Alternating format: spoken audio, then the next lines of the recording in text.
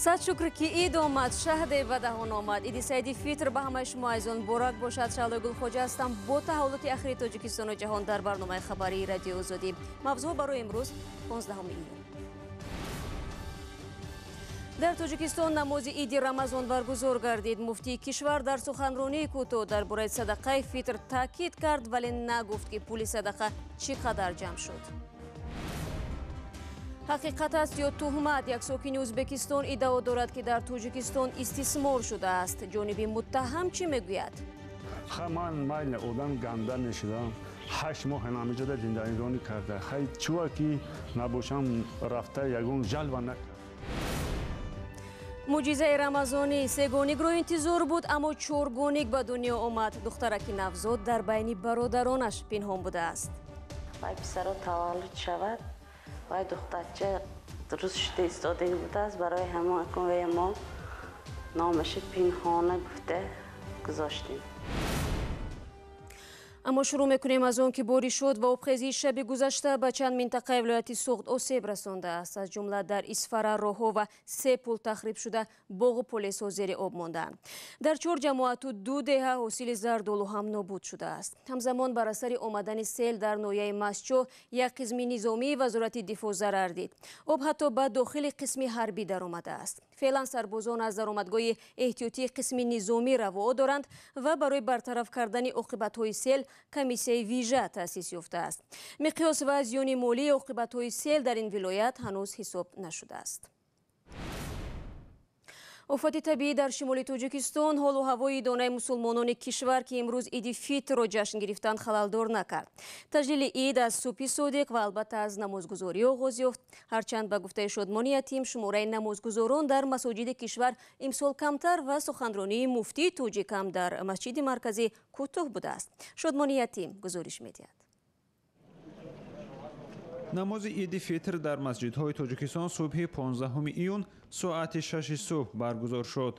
در مسجد مرکزی دوشنبه چون سالهای قبل نماز عید زیر چاره‌های امنیتی دایر گردید. قبل از ادای نماز همگی 15 دقیقه پیش سید مکرم عبدالقادرزاده مفتی تاجیکستان بالای منبر شده نمازگزاران را به مناسبت عید تبریک گفت. سالهای قبل در مسجد از صبح بر وقت موعظه و قرائت قرآن دایر میشد. رئیس شورای علمای کشور در سخنرانی کوتاه خود درباره دادن صدقه فطر تاکید کرد.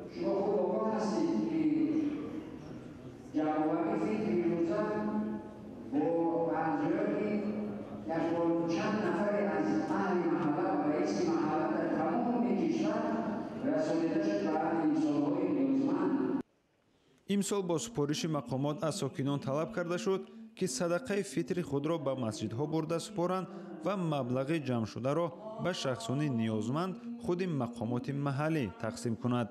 کاری که سر و صداها را در جامعه به میان آورد، چون که بارها گفته میشد صدقه را به ملاها ندهند.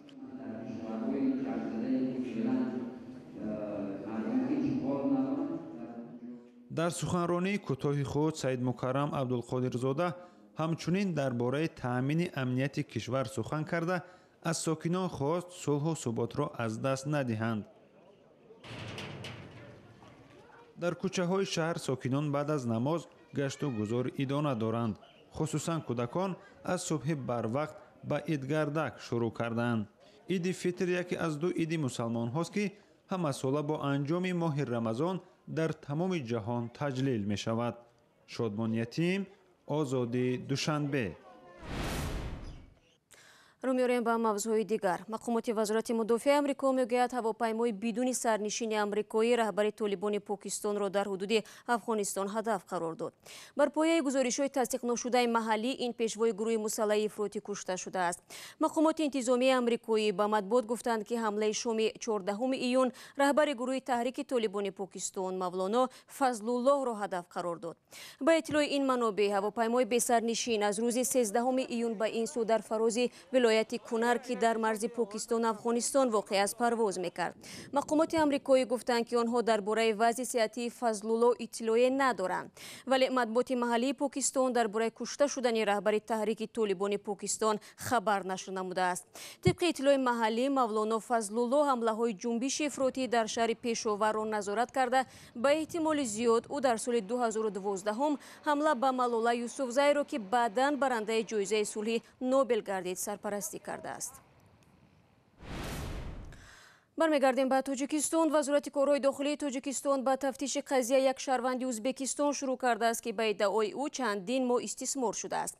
جسور امیروف دعوا دارد که یک ساکن شهر حصار او را چون مرد کار استفاده کرده است، ولی مقامات میلیسای تاجیکستان میگویند این قضیه خیلی پیچیده است و تنها بعد ارزیابی کامل می شود موی را از خمیر جدا کرد. سهار ساعت 4-3 سهار میخزونم میگه را او که میگه پایلیج میرم او هوی میکنم که روز ندادن. جسور امیروی 20 ساله برای خبرگیری مادرش که در تاجیکستان همراه شوهر دومش میزیست به ناحیه حصار میآید. بعد از چند روز مادرش برای کار به ترکیه سفر میکند و پدرندرش او را از خانه بیرون میکند. اومدم ازبکستان میرم، گفتم با این مرد گفت که بیا، گفت خانواده کار میکنی، گفت پول تا میتونم. گفت من گفتم اگر راه پول ندارم چه راه پولی کار میکنم. گفتم با میتی میرم. گفتم مایل. گفت خونهشان برده استفاده برو ایبان یا مگذاشت اگر پول نمیتونم. به نقل او با وجود کار زیاد در این خانه او باز لط و کوب هم میشد. در نهایت وی درک میکند که انتظار راهکرا شدن از کارفرما بیهوده است. چیزی که شد که ایبان یا 8 ماه گذشت و در خونهشان رازبار شد. میلیسا آمدن و همجه ما زدن. طور خرک ده بودم ما. کی تو رزد؟ این همین نمان کتی سلیم. طور خرک ده بودم آمدن پشتم زدم بالقه کتی. غلطیدم و گریختم رفتم. شهر آمدم. من پیش تنکا آمدم دوری او با گفتگی عدل بوده. همجا در آمدم عرض شکایت کردم. در ریاست مبارزه با جنایت‌های سازمان یافته وزارت کارهای داخلی تاجیکستان برای آزادی گفتند که به تحقیق قضیه جسور شروع کردند. جسور امیروف میگوید مادرش از ترکیه برای برگشتش به ازبکستان $400 فرستاد. این مبلغ را هم کارفرما از دستش گرفت. اینجا یک چهار گفتگی زنه کرده در نام هوای روی کدگی بود. هوای خونه همی آورد داد مده هم خیلی وای رفت که چهار پولا گرفتم ای دست وای ای در آمدم که ای دستم گرفته پولا. نومان میرزایف ساکن دهه صیاد ناحیه حصار و کارفرمای جسور امیروف این همه ایده های جسور را بی اساس میخواند.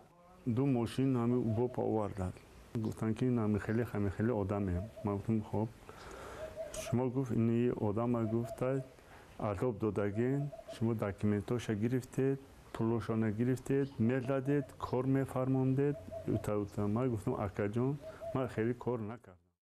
این صاحب خانه میگوید جسور در عریضه‌اش همچنین نوشته است که گویا او $400 را که مادرش از ترکیه فرستاده است گرفته است. زنم گفت که این همون بچه گفت $200 گفت دست ماده پول داد. گفت بگاش آمده گفت همون $100 این همه خانه اولی ریموند نبود. بعد در آمد اونجا پولا گرفته داده. با شب خیلی رفت نیمی شب آمده با زنم ده گفته که این همون $100 بردگیش 200 سومی توجیکی آورده داده. من مایل آدم گنده میشدم. 8 ماه نمیجا در زندگانی کرده. خیلی چوه که نباشم رفته یگون جلوه نکرد. در حالی که سنجش عریضه ساکن ترمیز در حال بررسی قرار دارد، یک منبع از وزارت کارهای داخلی تاجیکستان گفت فعلا به طور مشخص روشن نیست که این شهروند ازبکستان واقعا مورد استثمار قرار گرفته است یا نه. شما برنامه خبری رادیو آزادی را تماشا دارید. یک ساکن شهر خوجند که طول حامله‌داری تولد سه‌گانگی دقیق‌ترش 3 پسر را انتظار داشت 4 گانگی به دنیا آورد. نوزاد چهارم دختر بوده است که از ضربین دستگاه اولتراصدایی پنهان ماند. نام دختر را به همین خاطر پدر و مادر پنهان نگذاشتند. همکاران ما به عیادت مادر سرفرزند و نوزادانش رفتند که تا هنوز از زایشگاه رخصت نشدند.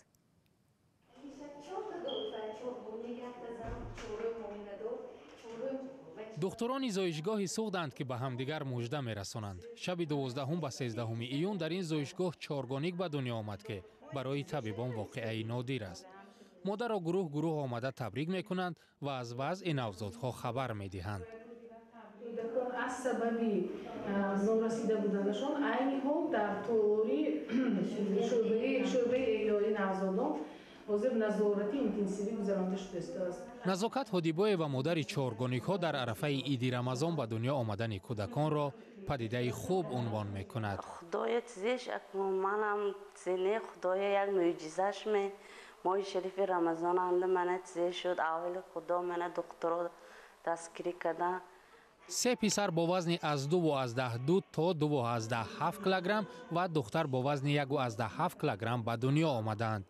ба гуфтаи онҳо 4 тифл ба таври маъмулӣ таваллуд шуда зарурати буриши қайсарӣ пеш наомадааст. ҳолати ин навзодон дар айни ҳол аз ҳисоби он ки аз мӯҳлат пеш таваллуд шуданд, аз ҳисоби он ки норисогии узвҳо ҳоло мавҷуд мебошад, вазнин баҳо дода мешавад. аз ҳамин сабаб ҳам дар шӯъба дастгоҳҳои муосире ки нисбати муолиҷаи ҳамин навзодон талабот доранд дар онҷо мавҷуд мебошанд ва ҳар 4 тифл дар ҳамин дастгоҳҳо ҳоло муолиҷа гирифта истодааст. назокат ҳодибоева дар беморхонаи ҷамоати овчи қалача фарош буда шавҳараш ронандаи маркази ёрии таъҷилӣ аст. ин ҷуфт то таваллуди ин чоргоник 4 фарзанд доштанд ки аз ҳама бузурги онҳо 15 сола мебошад. фақат ӯзива равам сегоник мегуфтанд. сегоник гуфта секадиги буданд, сегоник гуфта секунем вай писаро таваллуд шавад, вай духтача дуруст шуда истодагӣ будааст. барои ҳамон ве мо номаши пинҳона гуфта гузоштем. намояндагони ҳукумати Бобоҷон Ғафуров модару кӯдаконро аёдат карда ваъда доданд ки дар парастории чоргоникҳо ёрӣ мерасонанд. давоми камтар аз 1 моҳи ахир ин бори дуввум аст ки дар Тоҷикистон чоргоник ба дунё меояд. барномаро идома медиҳем. дар остонаи иди рамазон барои дастрасии сокинон ба маҳсулоти арзон шаҳрдорӣ дар бозорҳо ярмаркаҳоро таъсис дод, вале тавре маълум шуд ин намоишгоҳ ҳам чандон ба киссаи харидорон мувофиқ набуда ҳатто ба истилоҳ лимит доштаанд. тафсилот аз Зарангези Наврӯшо. сокинони шаҳри Душанбе аз шеваи баргузории ярмаркаҳо дар арафаи иди рамазон интиқод карданд. шакар мебиёранд, ҳам шакаршон ҳам кам мебиёранд, мегиранд сраза бо мегиранд маҳкам мекунанд, саат чӣ нашуда маҳкам мекунанд, мебиёӣ бо ҳамун хела. ярмаркаҳои фурӯши маҳсулот маъмулан дар арафаи иду ҷашнҳо ба хотири танзими нархҳо баргузор мешавад, аммо сокинон мегӯянд он ба дард намехӯрад. мана гелос 20 сомон, хай шафтоли 15 сомон, 20 сомон ичинак хай. пеш вақт мо ҳамин 8 сомон мегирифтем қимати, хело қимат. ярмаркаҳо ҳам хай мебиёранд, бисёр не. мебиёранд бо ҳамин бозорчиҳо мегиранд, савдо мекунанд, ҳамин хела. онҳое ҳам ки бо умеди бо нархи арзон харидани молу маҳсулоти зарурӣ ба ярмарка меоянд, ноумед ва бо дасти холӣ бармегарданд.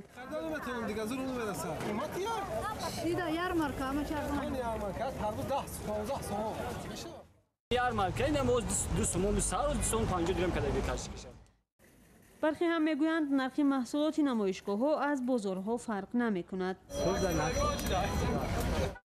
ба ҳар ҳол ин ярмаркаҳо бе навгонӣ намонд, навгоние ки сокинонро ҳайрат зада кардааст. спед накардем, лимит кардагиям 30 сомон да мехари, дигар жда намехарим. мақомот талош дорад бо баргузории ярмаркаи фурӯши маҳсулот дар баробари нархҳои гарони бозорҳои расмии мардум гузинае дошта бошад, аммо ин ярмаркаҳо аз назари сокинон оҳиста оҳиста шабеҳи ҳамон бозорҳои расмӣ мешаванд. имрӯз соати 5 бего ба вақти душанбе дар Екатеринбург қуввозмоии ду дастаи гурӯҳи А Миср ва Уругвай доир мешавад. ҳазорҳо ҳаводори ин ду мунтахаби футбол ба ин шаҳри Русия сафар карда мунтазири оғози бозӣ ҳастанд. дар қуввозмоии аввали ин гурӯҳ дирӯз кишвари мизбон Русия бо ҳисоби 5-0 мунтахаби футболи Арабистони Саудиро шикаст дод. шоми ҷумъа ҳамчунон рақобати Марокаш бо Эрон ва Испания бо Португалия доир мегардад. با таманнои пирӯзӣ дар ҳама ҷабҳа ва бо умеди он ки дар тарозуи зиндагии ҳар яки мо адлу инсоф ва меҳру шафқат вазнинтар бошад, барномаи имрӯзро поён мебарем. Бо сипос ба якояки шумо аз он ки имрӯз низ моро танҳо нагузоштед ва то охири барнома ҳамроҳӣ кардед. То шурӯи ҳафтаи нави корӣ бо хабару гузоришҳои нав метавонед аз сомонаи мо www.ozodi.org шинос шавед. Бори дигар идатон борак ва истироҳати хубу хотирмон дошта бошед.